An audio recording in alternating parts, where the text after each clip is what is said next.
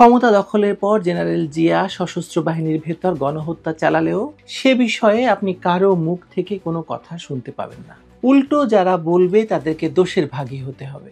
গুম এবং গণহত্যা বিষয়ক কথা উঠলেই ছোট বড় মাঝারি সকল প্রকার বুদ্ধিজীবী দেখা যায় সিরাজ শিকদারের নাম নেন এবং বাকি কয়েক হাজার মুক্তিযোদ্ধা, যার মধ্যে কর্নেল তাহেরের মতো যুদ্ধাহত মুক্তিযোদ্ধাও আছেন, তাদের কথা মুখে আনেন না কেউ। জিয়াউর রহমানের আমলে নিখোঁজ এবং নিহতের সঠিক তালিকাটি পর্যন্ত হতে দেওয়া হয়নি। এরই মধ্যে অপারেশন ক্লিন হার্ট থেকে শুরু করে রাষ্ট্রীয় বাহিনী একাধিক অভিযান চালিয়েছে এবং এখনো সেসব অভিযান চলমান রয়েছে। মানবাধিকার নিয়ে এত কথা হঠাৎ করে বলছি এ কারণে যে এখন বাংলাদেশে জাতিসংঘের মানবাধিকার বিষয়ক হাইকমিশনের অফিস খোলা হয়েছে। এরপর নিশ্চয়ই বাংলাদেশে আর বিচার বহির্ভূত হত্যাকাণ্ড কিংবা গণহত্যার ঘটনা ঘটবে না এবং শুরুটা হতে পারে গোপালগঞ্জে ঘটে যাওয়া ঘটনার তদন্ত দিয়ে।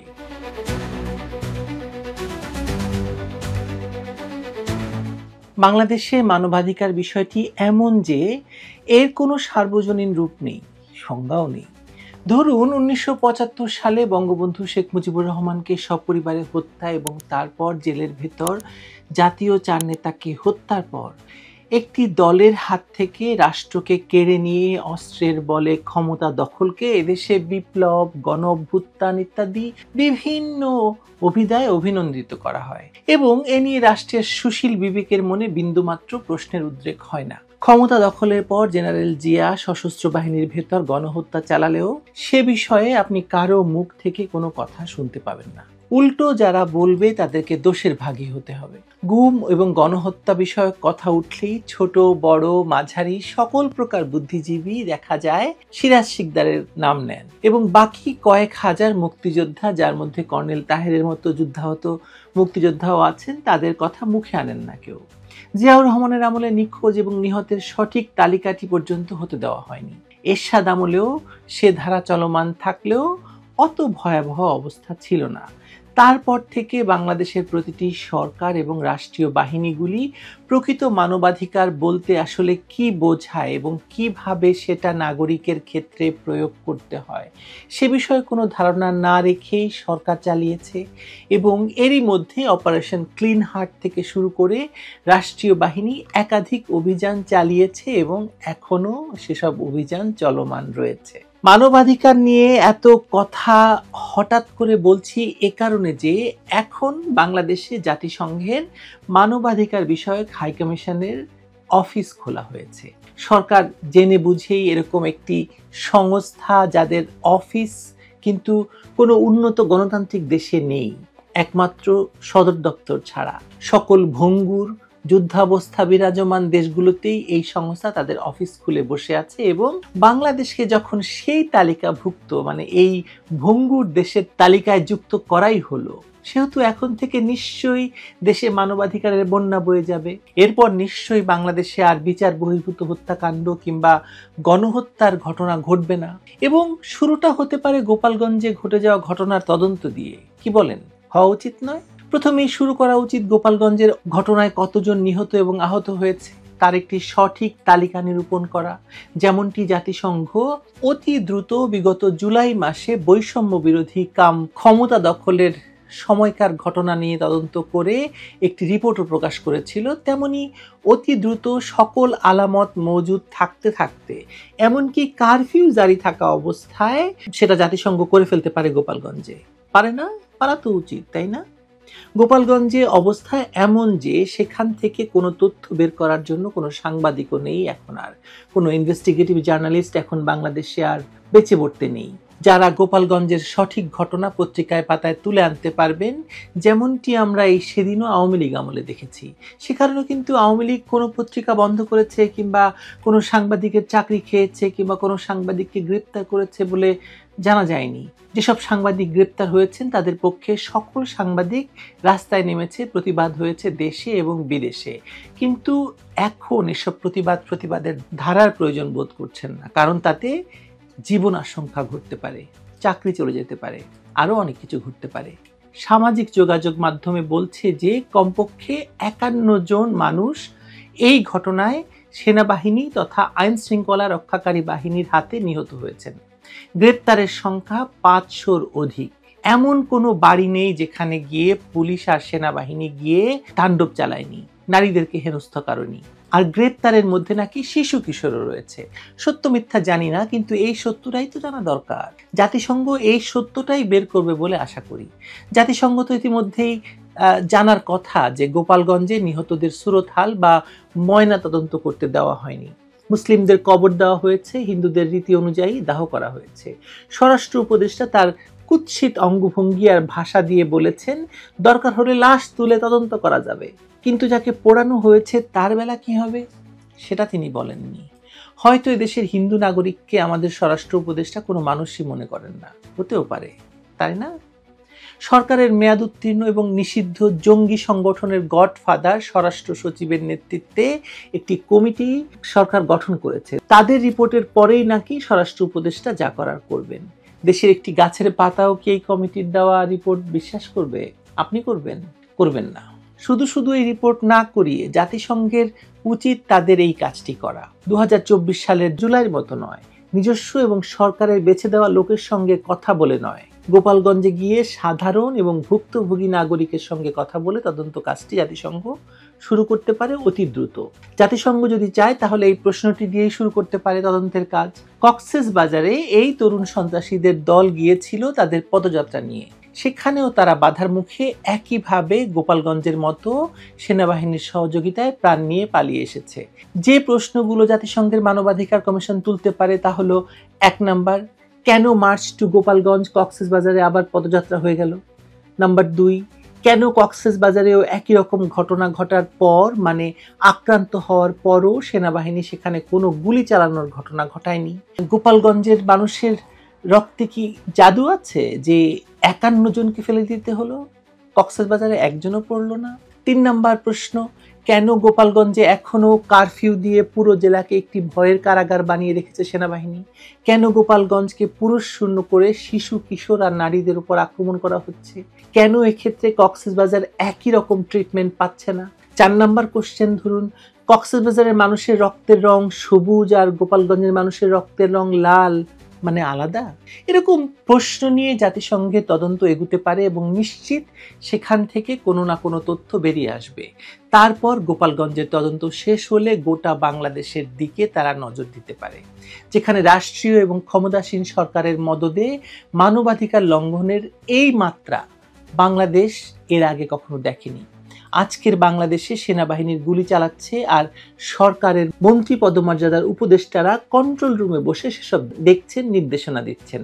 সরকার নিজেই সাংবাদিক হত্যা, গ্রেপ্তার, চাকরিচ্যুতি এবং দমন পীড়নের নির্দেশ দিচ্ছে, অথচ দেশের ক্ষমতাভার ন্যস্ত আছে একজন নোবেল শান্তি পুরস্কার বিজয়ীর হাতে। কারা তাকে ক্ষমতায় বসিয়েছে, কেন বসিয়েছে, কিভাবে বসিয়েছে, এটা জাতিসংঘের জানা। অতএব জাতিসংঘের নিরপেক্ষ তদন্তে খুব বেশি সমস্যা হওয়ার কথা নয়। জাতিসংঘের আরো জানা থাকার কথা যে বাংলাদেশে এই মুহূর্তে প্রায় 4 লাখেরও বেশি আওয়ামী লীগ নেতাকর্মী বিনা বিচারে আটক রয়েছে। কারাগারগুলোতে এখন তিল ধারণের ঠাঁই নেই।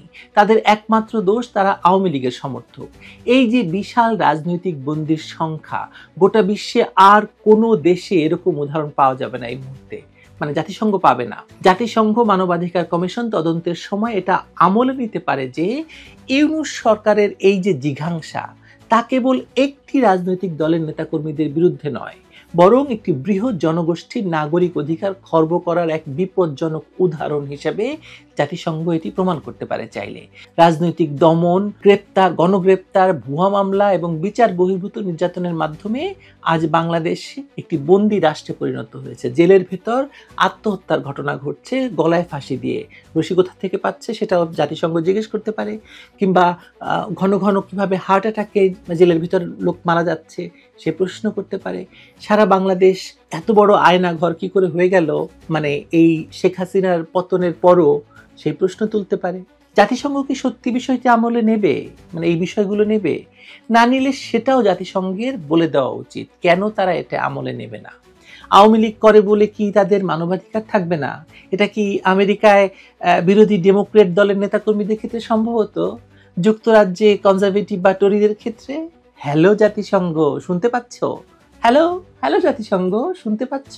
এই দমন নিপীড়ন, গ্রেপ্তার, নির্যাতন কেবল রাজনৈতিক কর্মীদের ক্ষেত্রে সীমাবদ্ধ নেই। সংবাদ মাধ্যম, সাংবাদিক, বুদ্ধিজীবীদের উপর যে ভয়াবহ হামলা, নিপীড়ন এবং শাস্তিমূলক ব্যবস্থা চালানো হয়েছে তা বাংলাদেশের গণমাধ্যমের ইতিহাসে নজিরবিহীন।